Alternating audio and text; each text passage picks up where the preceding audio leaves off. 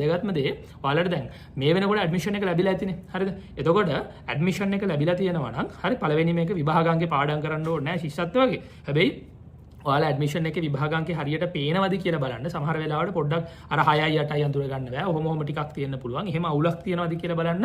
එහෙම නැත්නම් මේ සමහර වෙලාවට ඔයාලගේ ඉනිෂියල්ස් තියෙනවානේ. හරි ඉනිෂියල්ස් කියලා කියන්නේ මේ ඔයාගේ මුල් අකුරු නෙමෙයි. ඔයාගේ සම්පූර්ණ වාසකමත් එක්ක නම තියෙනවානේ. හරිද? වාසකමත් එක්ක තියෙන නමේ සමහර වෙලාවට ඔයාලා පාවිච්චි කරන විදිහට වඩා වෙනස් වෙලා තියෙන්න පුළුවන්. හරි? ඒ කියන්නේ ඔයාලගේ ඇඩ්මිෂන් එකේ ඉස්කෝලෙන් හරි ඔයා ප්‍රයිවට් හරි දාදි සමහර වෙලාවට අකුරු එහෙම වෙලා. හරි? ඔය මේ සමහර වෙලාවට දැන් හිතන්නකෝ ඔයා පාවිච්චි කරන්නේ වචන දෙකක් විදිහට. හරිද? මොකක් හරි එක වාසකම වචන දෙකක් විදිහට පාවිච්චි කරන්නේ එක වචනයක් විදිහට තියෙනවා. එක්කෝ එක වචනයක් විදිහට පාවිච්චි කරන වාසකම වචන දෙකක් විදිහට තියෙනවා. හරි? ඔය විදිහටම තියෙන්න පුළුවන්. ගොඩක් වෙලාවට එක වචනයක් විදිහට පාවිච්චි කරන වාසකම වචන දෙකක් විදිහට කැඩිලා පුළුවන්. හරිද?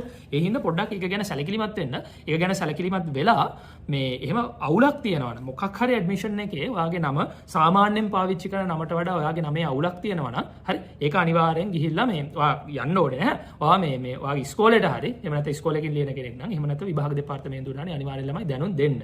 හරිද? මොකද සමහර වෙලාවට ඔක අර මේ සාම විනිසුරු කෙනෙක්ගෙන් සහතික කරගන්න හරි ඒ වගේ දෙයක් කරගන්න අවශ්‍ය වෙන්න පුළුවන්. හරිද? ඒ හින්දා ඔක අන්තිම සතිය වෙනකන් එහෙම තියාගන්න එපා ළමයි. ඇඩ්මිෂන් එක ලැබිලා නම් පුළුවන් ඉක්මනට ඒක කරගන්න. මොකද අන්තිම දවස් වෙනකොට මේ ඕක ඔයාට අමතර ස්ට්‍රෙස් එකක් වෙන නිසා.